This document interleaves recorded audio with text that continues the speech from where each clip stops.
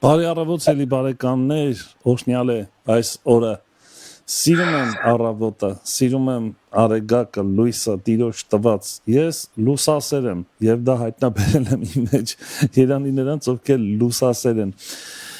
Այսօր մենք միացանք մեր սիրելի Հովհաննես եղբայր հետ և Հովհաննես եղբայր, բարի լույս, շնորհակալ եմ միացանք, ընդունեցիք հրավերը։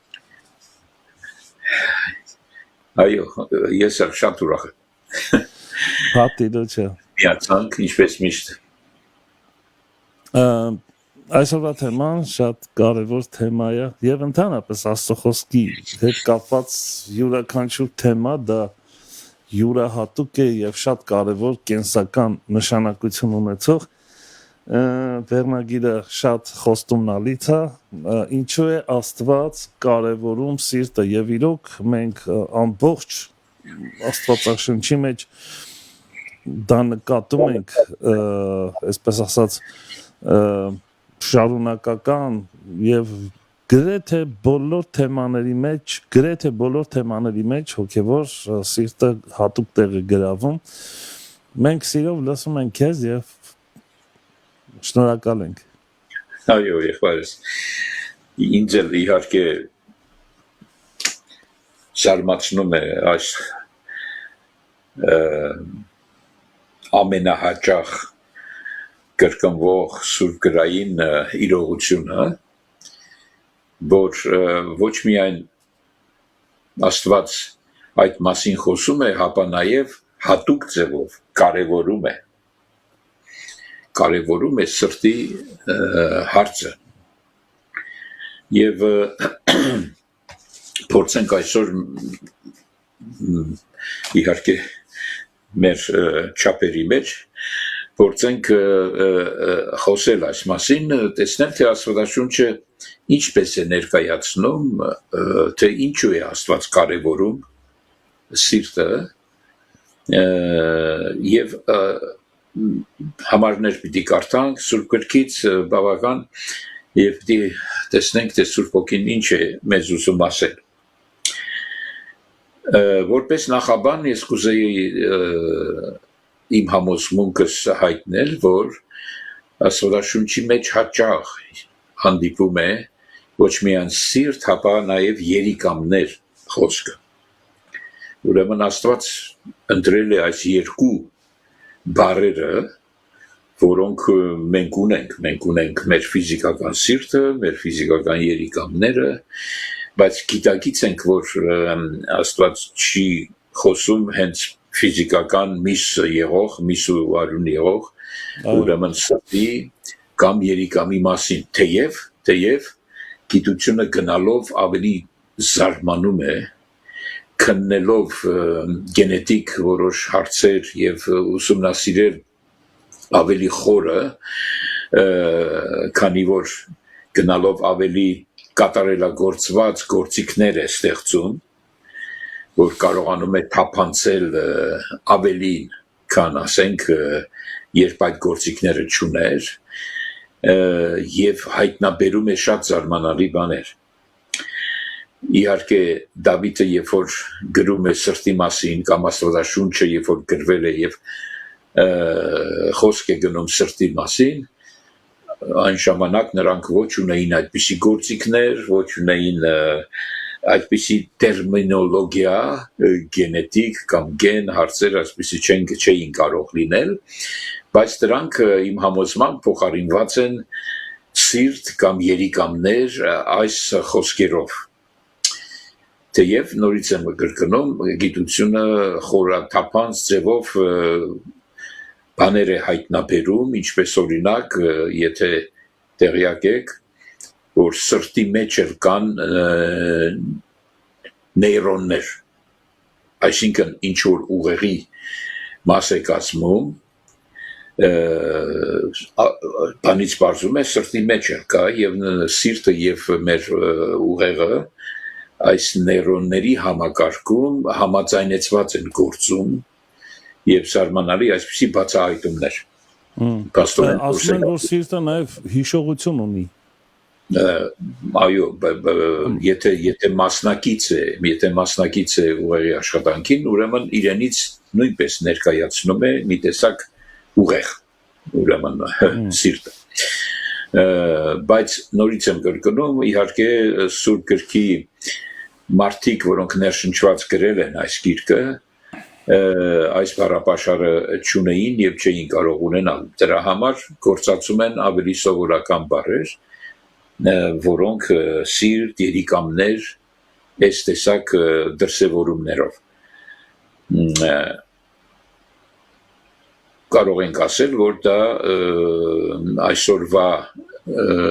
բառապաշարով մենք կարող էինք ասել գենետիկ համակարգը կամ գենոմը կամ եւ այլն։ Զարմանալի մի ուրիշ բան, որ ժողովողի մեջ են կարդում, ասվում է, որ ժողովող 3:11-ի մեջ մեզ ասվում է, որ ուրեմն սրտի մեջ դրված է հավիտենականությունը, դրված է։ որոշ թարգմանություններ թարգմանել են աշխարհը, քանի որ եբրայերեն օլամ բառը նշանակում է նաև աշխարհ այն առումով, որ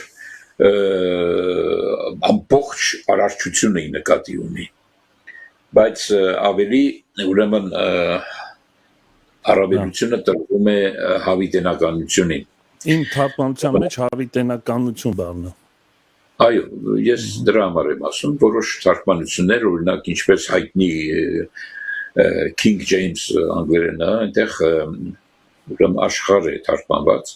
բայց նորից եմ կրկնում, դա այն աշխարհն է, որ նոր կտակարանի մեջ մենք հանդիպում ենք, օրինակ Հովանու 3:16 Աստված այնպես սիրեց աշխարհը, դա չի նշանակում են չար միջավայր, հապա ամբողջ արարչությունը, հավիտենությունը կարելի ասել։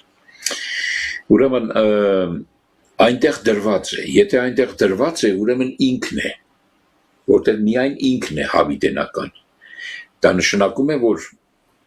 այնտեղ կա իր ներկայությունը, իր գենը։ Տեսնում եք, շատ հետաքրքիր է։ Այդ գենը Դավիթը իր 51 Սաղմոսում 6-րդ համարում ասում է, որ դու սիրում ես ճշմարտությունը երիկամների մեջ։ Որն է Սաղմոս 50 Սաղմոս 51:6 Ես կարող եմ ընթերցել, եթե ուզեք, ուրեմն տեսեք ինչպես է ասում։ Թեև ասում է, 5 համարը ասում է, թեև ես անօրենությունով եմ ծնվել, եւ մեղքով հղացավ ինձ իմ մայրը, ահա դու սիրում ես ճշմարտությունը երիկամունքներում եւ ծածուկ տեղը իմաստություն կսովորեցնես ինձ։ Շատ զարմանալի բան է ասում Դավիթը, նորից եմ ասում, մարդը մեր նման տեղեկություն չունի, ոչ գենետիկայի մասին, ոչ մեր այդ խորը տեղերը գտնվող ոնց որ Սուրբ Գիրքը ասում է հոգու եւ շունչի բաժանմունքների տեղում գտնվող ցուցկերի վերաբերյալ եւ այլն, ուրեմն բայց հայտարարում է, որ Աստված սիրում է այնտեղ ինչ որ բան եւ ինչ է այդ բանը ճշմարտություն դրա համար ես հաճախ կրկնում եմ, որ Աստծո գենը, Աստծո որդին, եթե գուզեք հոգի է եւ ճշմարտություն անունն է գրում։ Դրա համար Հիսուս, երբ որ խոսում էր որոշ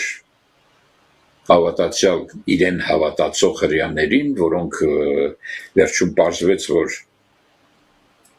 ուրիշ հայր ունեն, սատանան է նրանց հայրը, նա ասեց, որ որտեղ նրա մեջ ճշմարտություն չկա, ուղղակի չկա, եթե չկա, ուրեմն այդ գենը չկա։ Սա ուշադրության արժանի բան է, որ մենք տեսնենք, թե ինչպես է լինում, որ մարդը ժառանգականորեն, ժառանգության հետևանքով, ինչպես Դավիթը քիչ առաջ ասեց, որ այդպես մեղավոր ծնվում է։ Բայց այնտեղ կա, նրանք ովքեր Աստծունն են, այնտեղ կա իր գենը, որը հոգի է, որը կոչվում է ճշմարտություն։ Զարմանալի է, որ ես խոսում եմ գեների մասին եւ ասում եմ հոգի է, այո, ես հաստատում եմ դա, իմ համոզումը վերջնական այդպես է, որ մենք ոչ միայն ունենք այդ նուկլեոտիդներ մի քանի բաներ, որոնք հայտնաբերել ենք, այնտեղ մեր գեների մեջ կա նաեւ մեր շունչի եւ մեր հոգու ծրագիրը։ Չէ՞ որ ծրագրերը այնտեղ են, ամեն ինչ այնտեղ է։ Այդպես ենք մենք հղացնում եւ մեր սաղմը, որ կառուցվում է այդ երեքը միևնույն ժամանակ, այսինքն մարդ արարածը, մարմին, շունչ եւ հոգի է, հետեւաբար դա գտնվում է հենց սկզբում դրա մեջ։ Հիմա մենք միգուցե մի օր կհասնի, որ կունենանք նաև այնպիսի գործիք, որ հոգի կտեսնենք, կամ ասենք մարդու աղբյուրը բնավորության, կհամոզվենք դրանում, բայց առայժմ մենք այդ գործիքները չունենք, ինչպես նաև չենք տեսնում մեր սեփական հոգին, որտեղ նա անգիտակիցի մեջ է թաքնված։ մենք տեսնում ենք դրա դրսևորումները ենթագիտակցի, հետո գիտակցի մեջ, բայց այնտեղ խորը տեղերը մուտք չունենք, բանավանդ որ մեղավոր բնույթի պատճառով այնտեղ վարակույր էր մտնել հնարավոր չի։ Եվ այսպես է խնդիրը, ուրեմն այս նախաբան էր, որպես ես ներկայացրեցի, Աստվածաշնչի մեջ զարմանալի բաներ ենք տեսնում, որ այդ սիրտը նաև կարողանում է խորհել, սիրտը խորհուրդներ ունի։ Տեսնում ենք, որ սիրտը կարողանում է նաև զգալ, անգամ կամենալ։ Եվ մենք հաճախ գործածում ենք դա, ասում ենք սրտանց զգում եմ, կամ սիրտս կամենում է, չէ, այդպես բաներ ունենք մենք։ Սիրտս քաղցր բան ուզում։ Սիրտը մտածում է։ Ինչ որ այսպիսի բաներ ենք վերագրում, դա նշանակում է, որ այդ սիրտը անմիջականորեն կապ ունի մեր հոգեկան կարողությունների հետ։ Ինչպես իմացականություն, զգացականություն, կամք եւ դրանց հետ կապ ունի։ Ոչ միայն կապ ունի, հապա նաեւ ինչ որտեղ դրանց ղեկավարողն է, այսինքն իրենից կենտրոն է ներկայացնում, մեր էության կենտրոն է, եւ սակայն Աստվածաշունչը սովորեցնում է, որ այդ սիրտը, որ բնական չասեմ, ավելի գերբնական ձևով մեր մեջ բնակություն է հաստատված եւ այնտեղ է գտնվում այդ հավիտենությունը, բայց ինքը սիրտ հասկացողությանը վերագրում է շատ բացասական մի ուրեմն դրսևորում եւ պիտի փորձենք հիմա այդ մասին մի քիչ ծանոթանալ Աստվածաշնչի մեջ, օրինակի համար ես պիտի սկսեմ սկզբից, հետո կամաց կգանք, հետո նոր ուխտի մեջ, ուրեմն առաջի անգամ հանդիպում ենք Սուրբ գրքի մեջ Ծննդոց գրքի 6-րդ Ծննդոց գրքի 6-րդ գլխի 5 համարում, երբ որ կատարվել էր ինչ որ հիբրիդացում եւ դրա պատճառով 5 համարը ասում է եւ Եհովան տեսավ, որ շատացել էր մարդկանց չարությունը երկրի վրա եւ նրանց սրտի խորհուրդների բոլոր գաղափարները չար էին ամեն օր, այսինքն զարգանում էին գնալով, ավելի չար, ամեն օր մի քիչ ավելի չար, պատկերացնում ես, ուրեմն մի բան էր կատարվել այս սրտի հետ, որ ամեն օր դառնում էր չար, եւ բնական է, որ եթե շարունակենք կտեսնենք, որ ասում է եւ այն ժամանակ Եհովան զղջաց, որ երկրի վրա մարդ ստեղծեց, շատ հետաքրքիր է զղջալ բառը, սա ցույց է տալիս, որ Աստված է սիրտ ունի։ Եվ հիմա կտեսնենք, որ ունի։ Զղջաց ասում է, որ երկրի վրա մարդը ստեղծեց եւ իր սրտի մեջ տրտմեց։ Սրտի մեջ տրտմեց։ Հետաքրքիր է մտածել, որ հավիտենական էությունը սիրտ ունի։ Եվ սա էլ շուտ կապ է ստեղ այն սրտի մասին գաղափարի, որ ես ասում եմ, որ այդ սրտի մեջ իր գենը կա, այսինքն այդ նույն սրտի գաղափարը նաև ինքը ունի։ Եվ քանի որ այստեղ որոշեց, դուք գիտեք պատմությունը, որ այդ չարությունը որոշեց ոչնչացնել, իհարկե ջրհեղեղ եղավ եւ այլն, իսկ 8-րդ գլխի մեջ, այս նույն Ծննդոց գրքի 8-րդ գլխի մեջ, ուրեմն 21 համարում, ասում է, եւ Եհովան անուշ հոտը հոտոտաց որովհետև Նոյը մի քիչ վերևից կարդամ, եւ Նոյը մի սեղան շինեց Եհովայի համար, եւ առավ բոլոր մաքուր անասունից եւ բոլոր մաքուր թռչուններից, մաքուրը կարևոր է, եւ սեղանի վրա ողջակեզներ մատուցանեց։ Եվ Եհովան անուշ հոտը հոտոտաց, եւ Եհովան ասեց իր սրտումը. այլևս չեմ անիծի երկիրը մարդի պատճառով, որովհետև մարդի սրտի խորհուրդը չար է իր մանկությունից, այսինքն իծն է, եւ այլևս չեմ զարկիր բնավ ոչ մի կենդանի ինչպես արի։ Հետարքիր է անգես չէ, իր սրտի մեջ այս ասեց, թեև մանկությունից չար է, այսինքն այնպիսի մի բան եղավ, որ մարդիկ սկսեցին այդպես ծնվել, ինչպես Դավիթը ասեց, մոր որովայնից, մեղքով հղացա։ Այս է իրավիճակը, որ Աստված հայտարարում է իր խոսքով, ուրեմն այդ սիրտը դարձավ չար եւ անհնարինս խաբեպա։ Հիմա կկարդանք դա էր։ Այդտեղից են գալիս ամեն չար բաներ, այդ սրտից։ Կարևոր է, չէ, այնպես չէ, ուրեմն այս փոփոխությունը որ տեղի ունեցավ։ Բա ինչ եղավ այդ հավիտենականությունը, որ սրտի մեջ էր։ Ուր է այդ գենի հետ ինչ եղավ։ Այդ գենը ընկավ այդ չար բնության գերության մեջ, գերի ընկավ, և Աստված ցույց է տալիս դա, որ այդպես է, որովհետև հետագայում անհրաժեշտություն եղավ, որ այդ քարացած սիրտը, դրան անվանում է քարացած սիրտը, չար սիրտն է, որ այդ չար սիրտը փշրվի, քանդվի և փոխարինվի մարմնեղեն սրտով, որի վրա արդեն գրված լինի Աստծո օրենք։ Այսինքն դա իր օրենքի հոգին եղող բնույթն է, բնավորությունն է։ Նրա մեջ մեղք չկա։ Տեսնում եք, ես կբերեմ դա, որ տեսնենք, թե վերստին ծնունդի կարևորությունը նաև այստեղ ինչու՞մն է։ Այդ ով է այդ վերստին ծնվողը, որ հավիտենական է։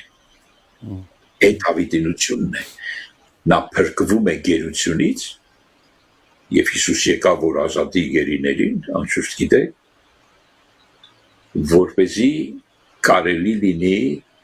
մեր մեղավոր բնույթը, չար սիրտը կոտրել, փշրել և փոխարինել Աստծո սրտով։ Ուրեմն, եկեք մի ուրիշ տեղ էլ կարդանք Աստծո խոսքից և քիչ այսպես զարգացնենք թեման։ Ուրեմն ելից, չէ, կներեք, Սաղմոս 14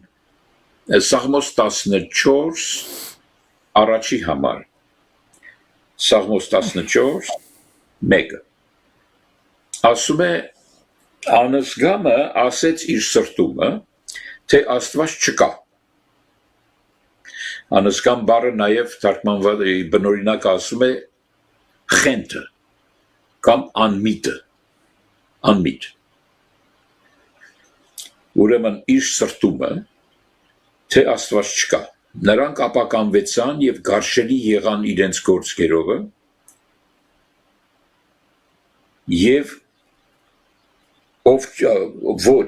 ուրեմն լավ չեմ տեսնում կներեք, եղան իրենց չկա, որ բարի գործ է։ Ով չկա, որ բարի գործ է, այսինքն ոչ ոք չկա, որ բարի գործ է։ Երկրորդ համարն էլ է շատ հետաքրքիր։ Թեմայի մեջ է։ Այո, Տերը երկնքիցը մտիկ է անում մարդկանց որդիների վրա, որ տեսնե թե կլինի արդյոք մեկ իմաստուն, որ Աստծուն խնդրի։ Քանի որ այդ պայմանների մեջ ընկավ մարդը, տեսնում եք, ուրեմն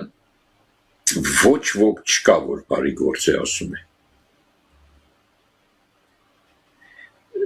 Եվ Նաև ինչպես քիչ առաջ ասացի նույն 51 Սաղմոսի 12 համարը դուք գիտեք որ այդ Սաղմոսը Դավիթի ապաշխարանքի զղջման Սաղմոսն է եւ ինքը ասում է որ 11 համարի մեջ 51-11 դեն մի գցիր ինձ քո երեսիցը եւ քո սուրբ ոգին մի վերառնիր ինձանից դարձյալ տուր ինձ քո փրկության ուրախությունը եւ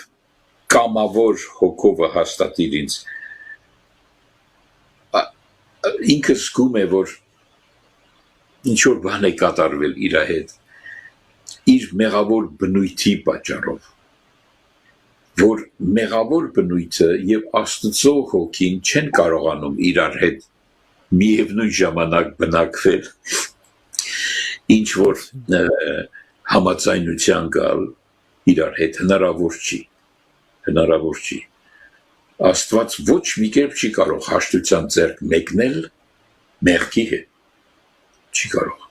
եւ նա ինքը թույլ է տվել դա որպեսզի ցույց տա որ ինքը չի կարող հաշտվել դրա հետ այնպես էլ ուրեմն 104-րդ Սաղմոսն է խոսում այդ մասին Սաղմոս 104-ը եւ ուրեմն 15 համարը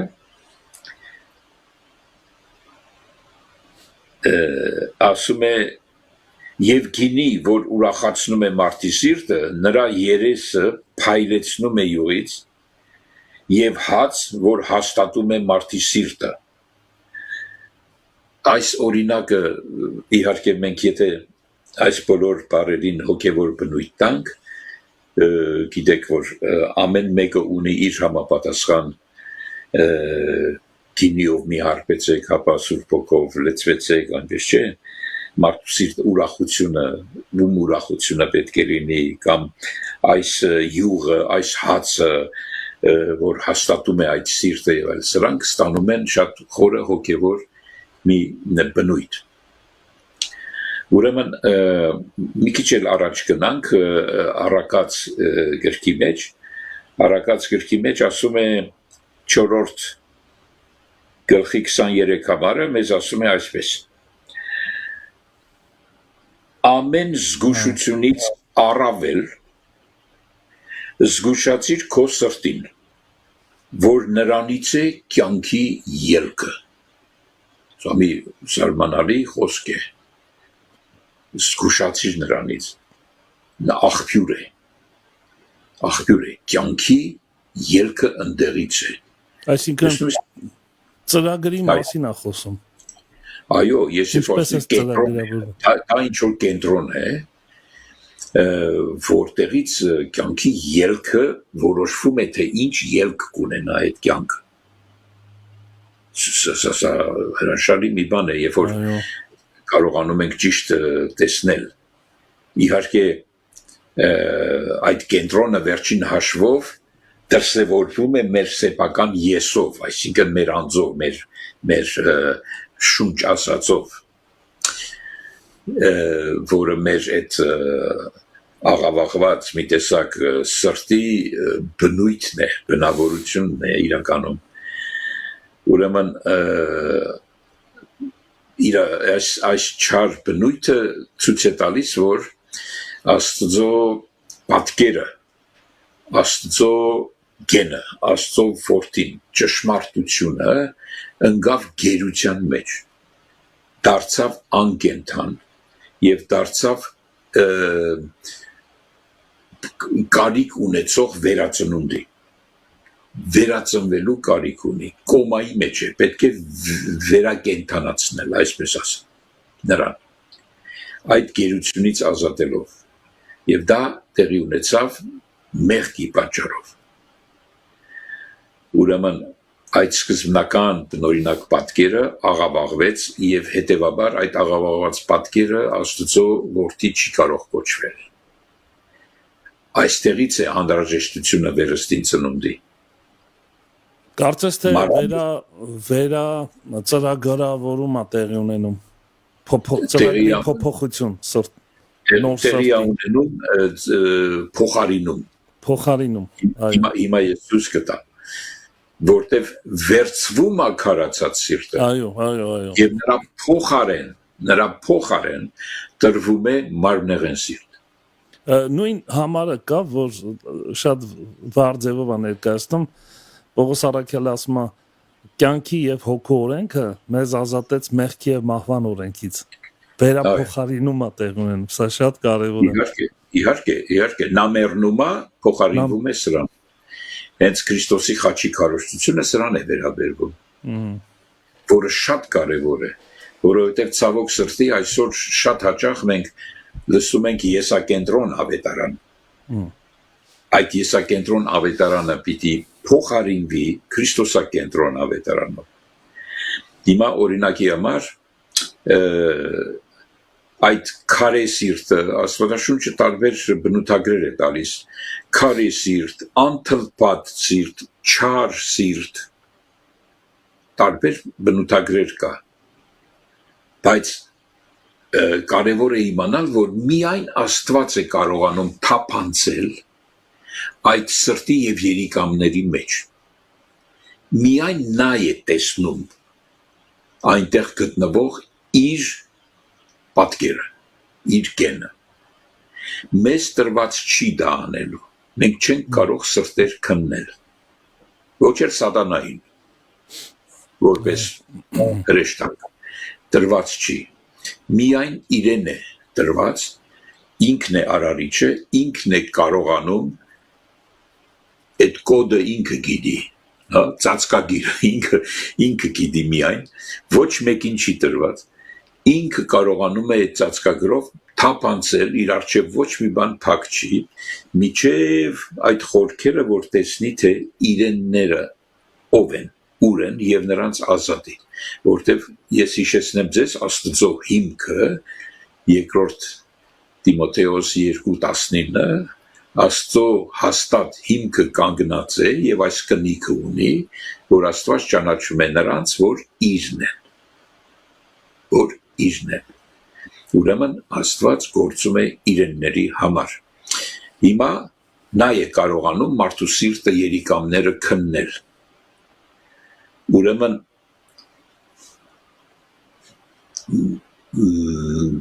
մեղքի օրենքի պատճառով այսպես ասեմ որ մեղքի օրենք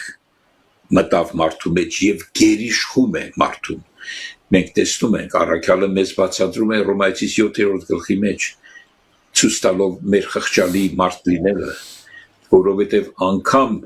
մեր իմացած բարին ուզում ենք անել չենք անում որովհետեւ մի հատ գերություն կա այնտեղ մեղքի օրենքը գերի է բռնում եւ սա իրողություն է ամեն հավատացյալ գիտի որ սա այսպես է եւ այս բնույթը որ մենք ստացանք թվում է թե մեր իմացականությամբ, զգացականությամբ, մեր կամքով, մեր եսով այս չար բնույթ ունեցող ինչու է չար որովհետեւ գիտեք այդ բոլորը դարձավ ընկավ իր բարձրությունից փառքից պակասեց մեղքի պատճառով զատվեց Աստվածանից նա դարձավ փոփոխական դարձավ հարաբերական դարձավ ժամանակավոր դարձավ անվստահելի մեր ամեն ինչը ինչ որ բխում է այդ չար սրտից եւ չար բնույթից ուրեմն անհրաժեշտությունը Աստծո համար որ ցույց է տալիս որ նոր սիրտ պետք է տա մեզ ինքը կոչում է դա մարմնավոր կամ թլպատված թլպատելով այդ սիրտը լուսավորելով այդ սիրտը նրա մեջ բնակվելով վերջին հաշվով որպեսզի վերադարձնի այդ բնօրինակը այդ Աստծո որդու բնօրինակը եւ այստեղից էլ անհրաժեշտություն կա իհարկե ինչպես Մաղաքյանն է ասում վերադառնալ մեր հայրերի սրտին առաջ գնալով ուրեմն եկեք կարդանք Երեմիա 13:22-ը եւ ավելի ճիշտ 17:9 Երեմիայի 17:9 որ մեզ հստակորեն ասում է խորամանկ է սիրտը ամենից ավելի եւ ապականված ստերից է գալիս մեր ապականացու լինելը որ առաքյալը հաճախ կրկնում է ոչ թե ապականացու սերմից, հապա անապականացու, այս ապականացուն անապականություն պիտի հագնի, մահկանացուն անմահություն, տեսնում եք, ուրեմն այս բոլորը վերաբերում է նաև սրա։ Ասում է, ով կարող է հասկանալ նրան։ Ով կարող է նրան հասկանալ, քանի որ ինքը ամենից ավելի ապականված է եւ խորամանկ։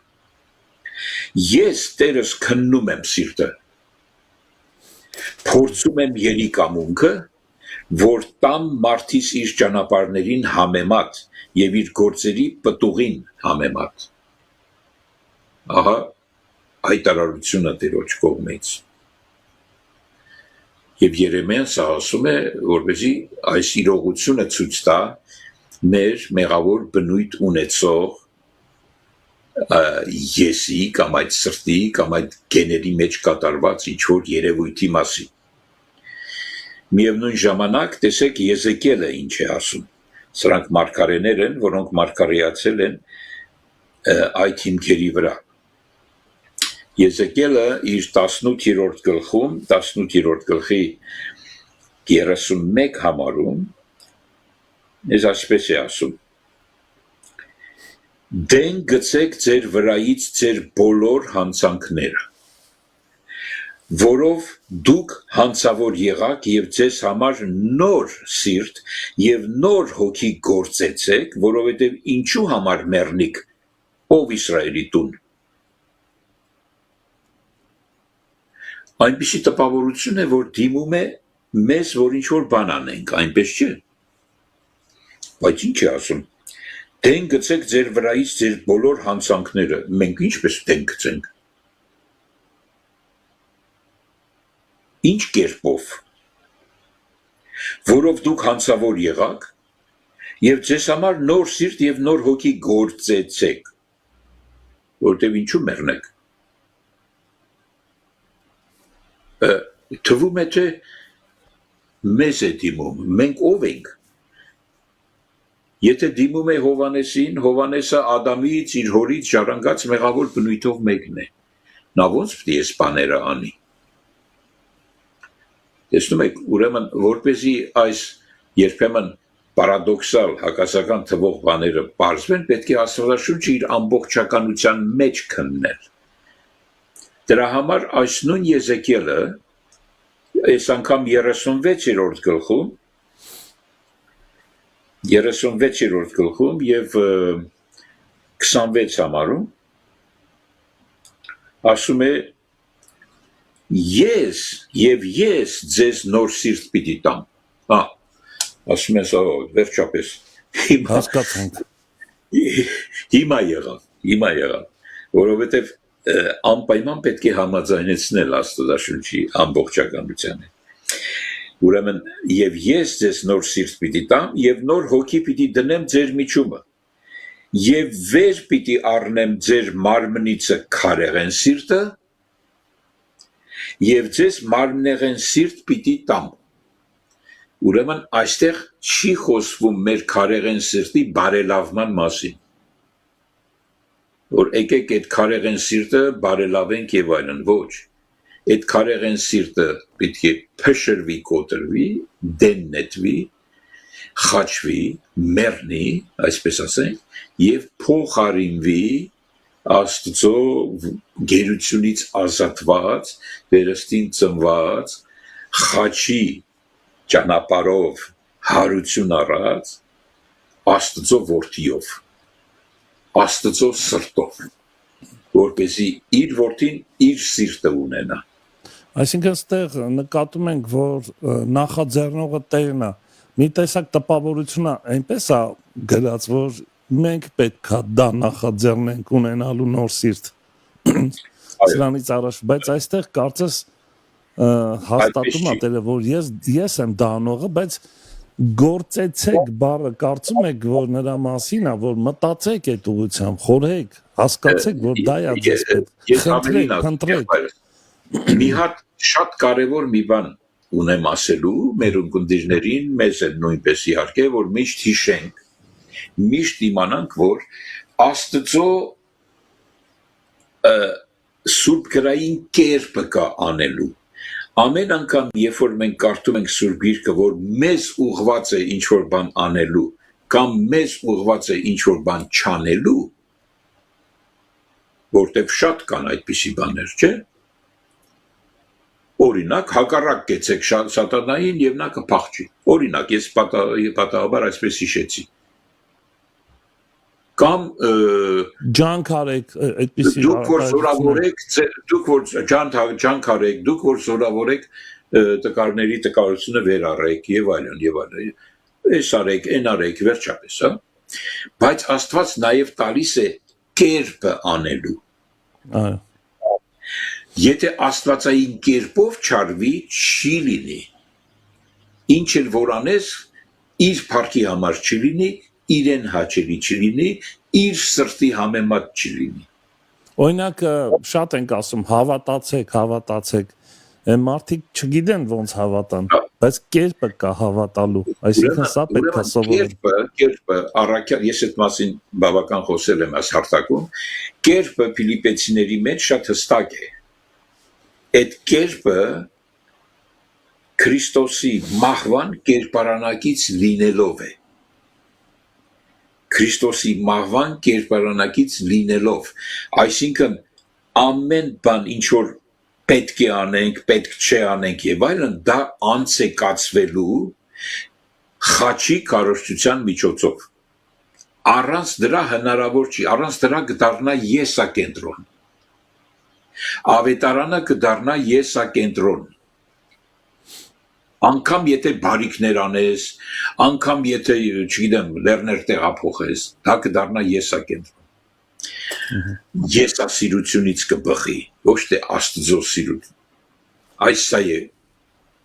այն շփոթելու կամ այն գլորման տեղը, որ մարդիկ սայթակում են։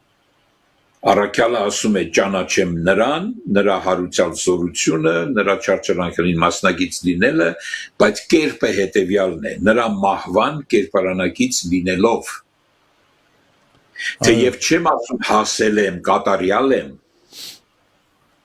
բայց կատարյալ ենք, հետո ասում է 3-րդ գլխի 15 համարի մեջ Ֆիլիպեցիս, մենք որ կատարյալ ենք, այս խորհենք եւ այս կանոնի համեմատ քայլենք, գնանք, որ կանոնի Քրիստոսի մահվան կերպարանակից լինելու կանոնի, որը նշանակում է մեր մեղավոր բնույթի մահը, թաղումը եւ հարուցյալ զորությամբ Աստծո որդու, Աստծո գենի վերածնված կյանքը, իշխանությունը այս մարմնի վրա, որ փոխարինի այդ մեղավոր բնույթին, նա պետք է մեռնի, նրան չեն բարելավում։ Ես ամեն անգամ կրկնում եմ սա։ Եթե բարելավել հնարավոր է, Քրիստոսի զուր մեռավորը։ Պետք է խաչի քարոզչությունը իր տեղը գա։ Խաչի քարոզչությունը եսակենտրոն չէ։ Եսի բարելավման մասին չէ։ Եսի բարեփոխման մասին չէ, խաչի քարոզչությունը եսի մահվան մասին է։ Նրա հետ մեռնելու, թաղվելու եւ հարություն առնելու։ Պատկերացնում եք ինչքան կարևոր է սա։ Հիմա շարունակենք, որպես ժամանակը արագ է անցնում։ Ես ուզում եմ ձեզ հիշեցնել ուրեմն Սերմնացանի առակը։ Սերմնացանի առակի մեջ շատ հետաքրքիր է։ Մատթեոս ավետարանի մեջ 13 գլխի մեջ ունենք եւ ունենք Ղուկաս ավետարանի մեջ։ Ղուկաս ավետարանը շատ հետաքրքիր ձևով որոշ երանգ կամ որոշ մանրամասնություններ է մտցնում։ Ուրեմն ինչը որ վերաբերվում է սրտին։ Եվ մասնավորապես, որպեսզի ամբողջը չկարդանք, դուք կարող եք կարդալ ուրեմն ես ձեզ ասեմ տեղերը, դուք կարող եք կարդալ Մատթեոս 13 գլխի ուրեմն այդ արհետ սկզբից սկսվում է Սերմնացանի առակը Հիսուս բացատրում է եւ համեմատեք 15-րդ գլխի մեջ բանի Ղուկասի 15-ից մինչև 20 առաջինից մինչև 20-ը եթե կուզեք բայց ես ձեր ուշադրությունը անմիջապես հրավիրեմ մի շատ հետաքրքիր տեղ որ Մատթեոսը այդ նրբությամբ կամ այդ ձևով չի ներկայացնում մինչդեռ Ղուկասը այո ուրեմն Ղուկասը տեսեք ինչ է ասում ես բացեմ այդ տեղը Ղուկաս ուրեմն 15 եւ 18 որպեսզի ամբողջը չկարդամ կներեք ես ուրիշ տեղ ասեցի դες Մատթեոսն էր Ղուկաս ուրեմն Ղուկաս 6-րդ գլուխ մի րոպե ինչ որ գրել եմ մի հատ կարդանք որտեվ ասեն չէ հիշում Ղուկաս 6-րդ գլուխ 45 համար ուրեմն այստեղ է ճիշտ է ուրեմն Ղուկասը հետևյալ բանն է ասում նախ մի քիչ վերևից կարդամ որ ավելի պարզ լինի 43 համարից ասում է որովհետև Հիսուսն է ասում որովհետև բարի ծառ չկա որ չար պտուղ բերե եւ ոչ էլ չար ծառ որ բարի պտուղ բերե ուրեմն կա բարի ծառ կա չար ծառ բայց բարի ծառը չի կարող չար պտուղ բերել չար ծառն էլ չի կարող բարի պտուղ բերել հնարավոր չի եւ որովհետև ամեն մեկ ծառ իր պտղիցն է ճանաչվում որովհետև փշերից թուզ չեն քաղում եւ ոչ էլ մորենուցը խաղող են կթում այսինքն երբեք թուզը փուշը չի կարող թուզ դառնա ոչ էլ թուզը կարող է փուշ դառնա նա փուշ է սա էլ թուզ է սա է ուզում ասել հստակ է չէ ուրեմն բարի մարդը իր սրտի բարի գանձիցը բարի է բխում եւ չար մարդը իր սրտի չար գանձիցը չար է բխում որովհետեւ սրտի ավելցածիցը խոսում է նրա բերանը քիչ առաջ մենք տեսանք որ բոլորի սիրտը խաբեփա եւ աննարինս չար է եւ այնտեղից են գալիս ամեն ինչ որ պետք է փոխարինվի այդ սիրտը մարմնական սիրտով պիտի փոխարինվի Աստծո օրենքի համեմատ ուրեմն Աստծո բնույթի Աստծո սրտի համեմատ այսպես ասեմ ուրեմն որպեսզի այդ որովհետև սրտի ավելցածից է խոսում մարդը ինչ որ ասում է նրանից բխում է կամ չար կամ բարի եթե այդ չարը չի մեռել չի փոխարինվել բարիով որովհետև ոչ թե չարը դառնում է բարի կամ բարին դառնում է չար ուրեմն այդպես չի տեսնում եք ինչ բանը ուրեմն այստեղ է խնդիրը որ այն բարին որը գերության մեջ է չարի այդ գերին պետքա գերություն բռնողը պիտի մեռնի կամ գերությունը գերության պիտի առնվի այսինքն գերություն որ գինես գերի է բռնել նա է գերի բռնվում հիմա որպեսզի Աստծո որդին ազատվի Աստծո սիրտը սկսի գործել ոչ թե մեր մեղավոր չար սիրտ այստեղ կարևոր հանգամանք կա բայց գալով այդ Սերմնացանի առակին ուրեմն դա 8-րդ գլխի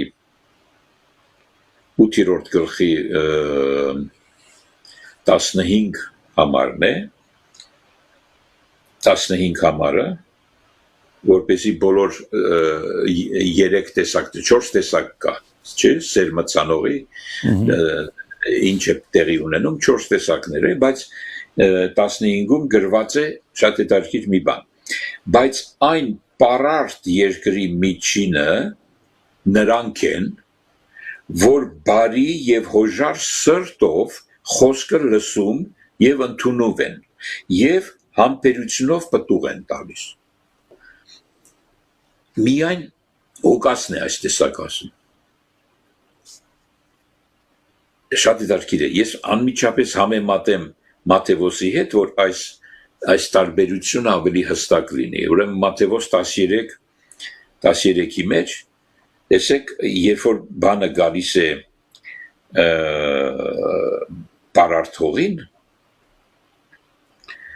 ուրեմն գիտեք, որ ոմանք ընկան ճանապարհի մեջ, ոմանք քարերի մեջ, արմատ չունեն, ոմանք փուշերի մեջ, բայց այս ոչ մեկի համար չի ասվում, որ նրանց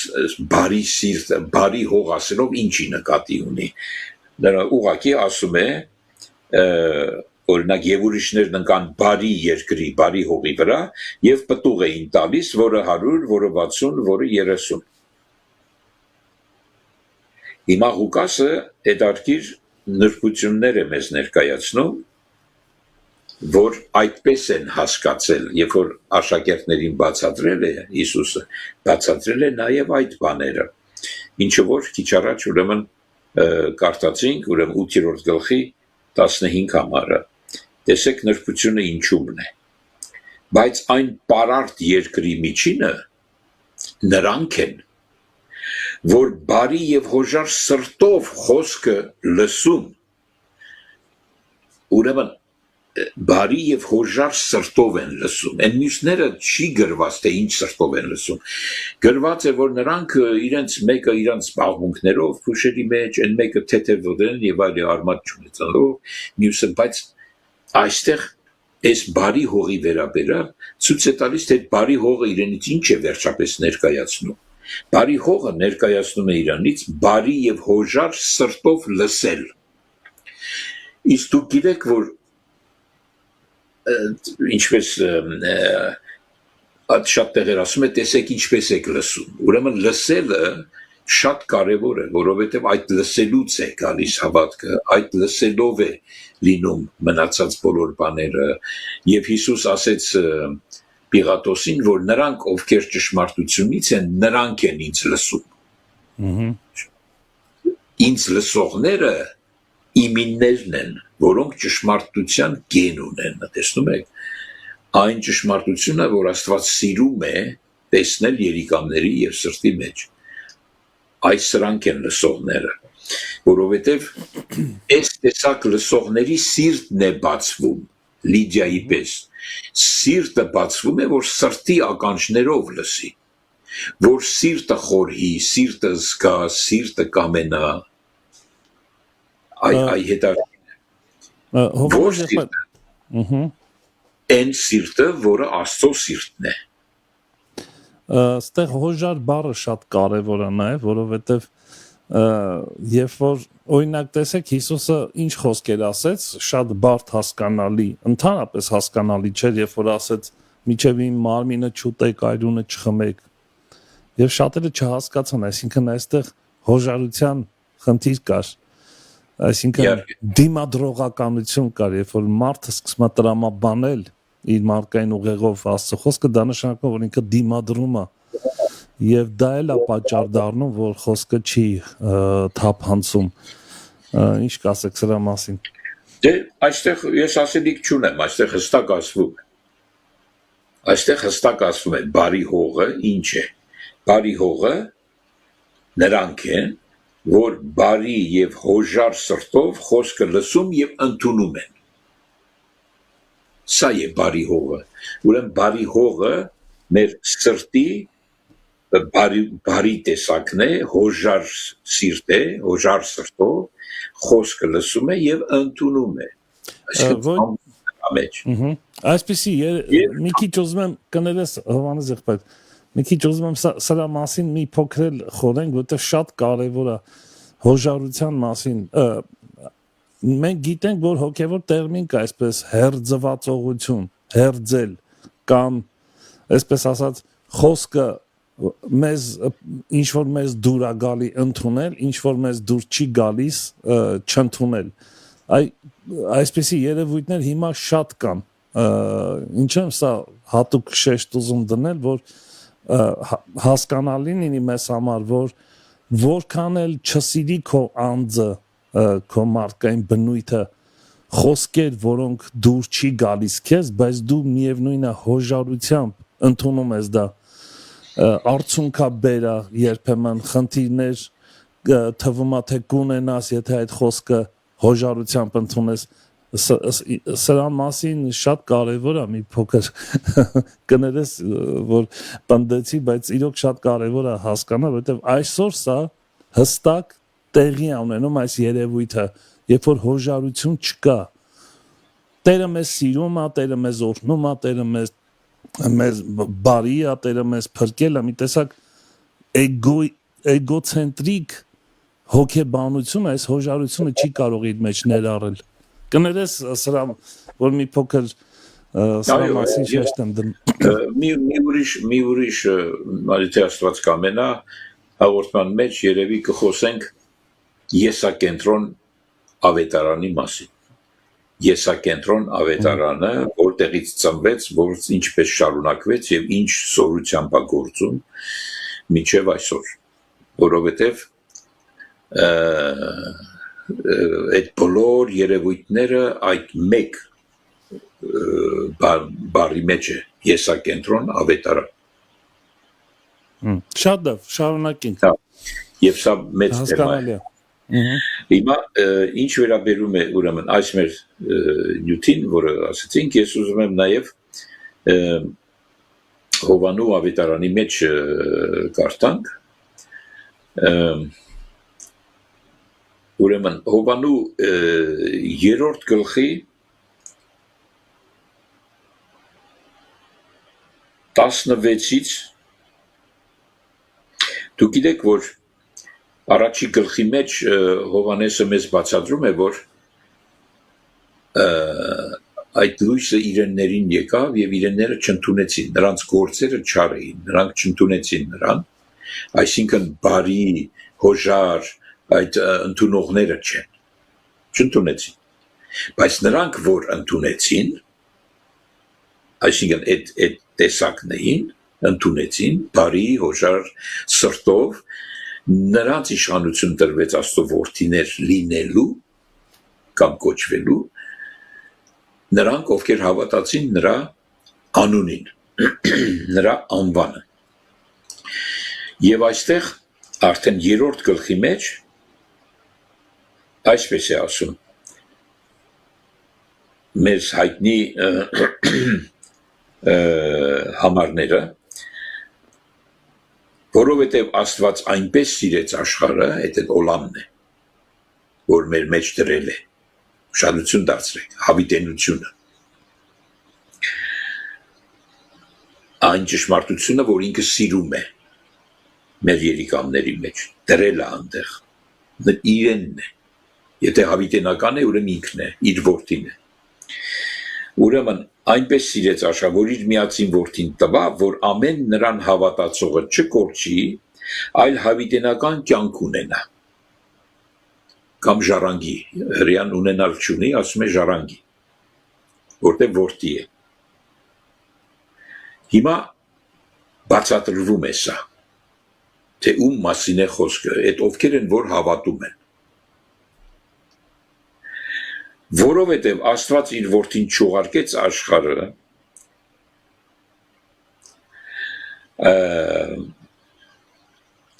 որ աշխարհին դատե, այլ որ աշխարհը նրանով փրկվի։ Նրան հավատացողը չի դատապարտվի։ Նրան հավատացողը չի դատապարտվի։ Իսկ չհավատացողը արդեն դատապարտված է։ Այս արդեն բառը շատ զարմանալի բառ։ Արդեն դատապարտվածը չի հավատում։ Ոչ թե չի հավատում դառնում է դատապարտված։ Այդ չի հավատում, որտեղ արդեն դատապարտված է։ Դա բոլորովին ուրիշ է։ Այնպես չէ։ Ուրեմն նրան հավատացողը չի դատապարտվի, որտեղ նրան հավատացողը իրն է, ինքն է ճանաչում,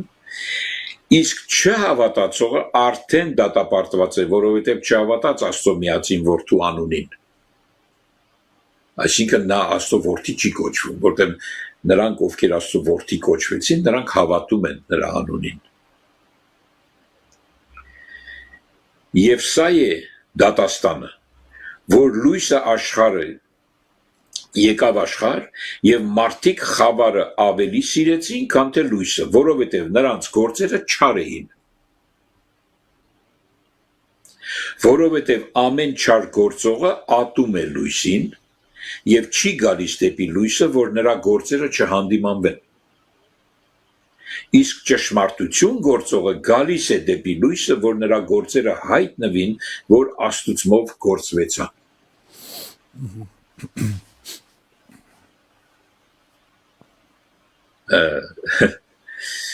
Հիմա ես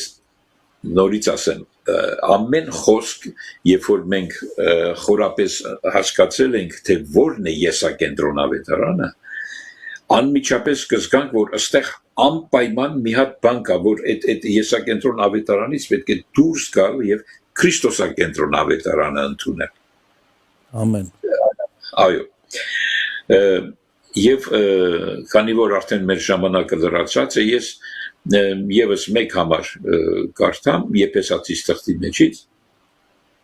ուրեմն Եփեսացիս առաջի գլխի 18 համարը կարող ենք այո ասում է որ ձեր սրտերի աչքերը լուսավորվելով գիտենաք թե ինչ է նրա կոչումի հույսը եւ ինչ է իր ժառանգության փառավոր մեծությունը սուրբերումը եւ ինչ է նրա զորության գերազանց մեծությունը մեզանում, որ հավատացինք իր կարող զորության հաջողության պես,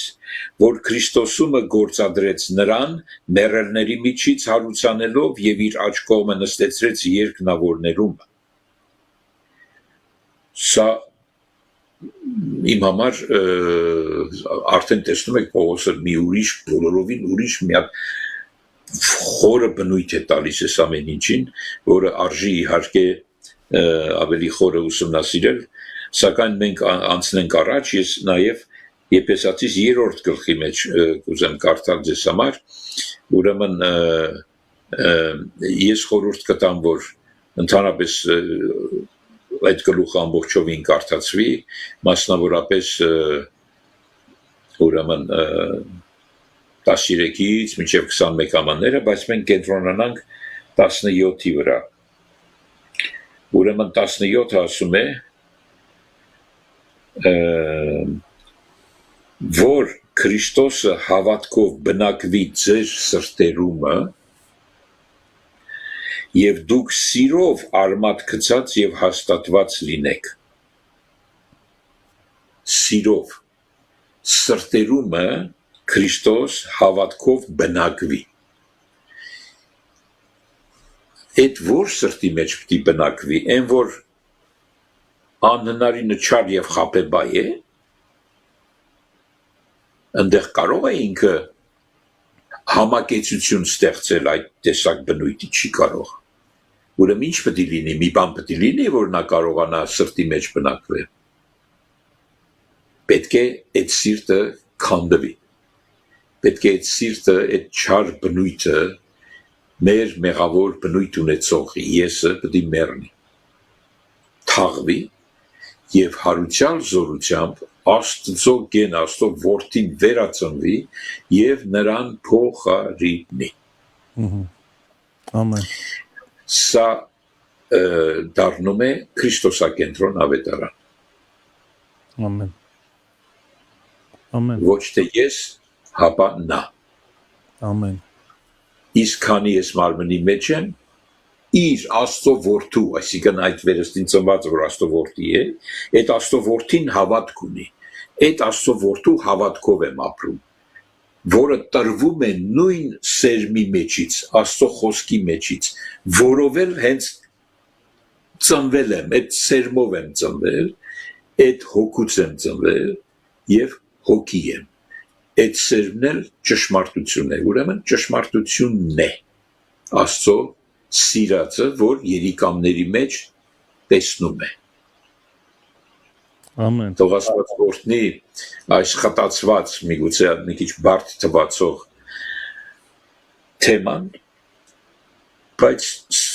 հնարավորին չափ որքան կարողացա բարձ ձևով ներկայացնել, սա է եղբայրս։ Այո, շնորհակալ եմ Հովհաննես եղբայր, եւ շատ կարեւոր։ Ես կասեի այսպես, նրանք ովքեր ունեն վերստին ծնունդ իսկապես եւ ուշադիր են այդ ծնունդի հասունությանը, նրանք հասկանում են ինչի մասին է խոսքը, նրանք ընդունում են անդիմադրելիորեն եւ սիրով այս խոսքերը։ Շատ բաներ գուցե չենք կարողանում դեռ հասկանալ, բայց միևնույնն է, մենք գիտենք մի կարևոր բան, որ դու հավիտենական կյանքի խոսքեր ունես, Տեր, ուր գնանք քեզանից։ Ամեն։ Սա շատ կարևոր է ընդունել այդ խոսքերը անդիմադրելիորեն, որովհետև այն ինչը որ վերաբերվում է Քրիստոսի պատկերին կերպարանակից լինելու, ունենալու նրան մեր մեջ, նկատելու, որ մենք հոգևոր կյանքում աճում ենք, հասունանում ենք, եւ այդ խոսքերը մեզ համար ջրի պես է, ծառավ սիրտը մեր ընդունում է, ներծծում է, ներքաշում է, մեր սպունգի պես այդ խոսքը, որը ճշմարտությունից է, որը Քրիստոսին է ներկայացնում եւ մեր հարված է տալիս մեր հին բնույթին կոտրելով նրան, ուրեմն դա ճշմարտությունիցն է։ Սա շատ կարևոր է։ Այո, շնորհակալ ենք Հովհաննես եղբայր, ես էլ շատ կներես մի փոքր միջամտեցի, բայց իրոք կլանված լսում է եւ խորհում է այդ խոսքի շուրջ, որը իրոք դա այդպես է, դա է ճշմարտությունը։ Եվ նորից ուզում եմ պնդել, որ նրանք ովքեր Տիրոջ հոգուց են, իրոք հասկանում են, որ չի կարելի, երբ որ Աստծո խոսքից ինչ-որ բան կտրեցինք, հեռացրեցինք կամ վերցրեցինք, դա չի աշխատելու մեր կյանքում։ Դա հերձվածողություն է, հենց ուղիղ իմաստով։ Ինչ է հերձվածողություն։ Դա նշում է կտրել, առանձնացնել, որը կորցնում է ամբողջ, չգիտեմ, չեմ կարող ասել, իրավունք չունեմ ասել զորություն Աստծո խոսքի, բայց վստահ այդ խոսքը մեր կյանքում ոչ մի բան չի անելու, չի աշխատելու։ Կտրված խոսքը չի աշխատում։ Ինքը պետք է ամբողջությամբ հոժարակամ ընդունվի, որը իր գործն անում մեր կյանքում։ Շնորհակալ եմ Հովհաննես եղբայր, եւ իրոք սրտի այս թեման շատ լայն թեմա է եւ շատ կարեւոր, եւ իզուր չէ այդ խոսքը, որ կար ամեն բանից ավելի զգուշավոր եղիր քո սրտի հետ։ Սա էլ լուրջ թեմա է, որքան ենք մենք ուշադիր, թե ինչա դուրս գալի, որքան ենք կարող ֆիլտրացնել, որքան ենք կարող հասկանալ, թե մեր սրտից վերջապես ինչա դուրս գալի։ Դա մեր կյանքում նկատելի կլինի, մենք կնկատենք դա, կհասկանանք վերջապես ինչ սրտի տեր մարդ ենք, այսպես կոպիտ ասած։ Շնորհակալություն Հովհաննես եղբայր, շատ լիքը մտածելու առիթ տվեցիր մեզ, Տեր օրհնի քեզ շատ։ Այո։ Կխնդրեմ քո աղոթքով ավարտենք եթերը։ Շատ լավ, աղոթենք։ Այո, սիրելի երկնավոր Հայր, ամեն անգամ, երբ առնչվում ենք քո խոսքին, զարմանում ենք դե։ Եվ զարմանքը մեր մեջ մղում է մեզ քեզ ավելի սիրելու, ավելի ճանաչելու։ Այս զարմանքն է, որ քո մեծությունը ցույց է տալիս, եւ հետեւաբար մենք էլ երջանիկ ենք քո մեծության մասը լինելու, քո մեծության որդին լինելու, մեր Տեր Հիսուս Քրիստոսի շնորհքով եւ նրա ձեռքով, որքան երախտապարտ ենք Տեր քեզ այս բոլոր բաների համար, այս խոսքի հայտնությունների համար, մեզ առաջնորդելու համար, մեր մեջ նոր սիրտ, մաքուր սիրտ ստեղծելու համար, որով միայն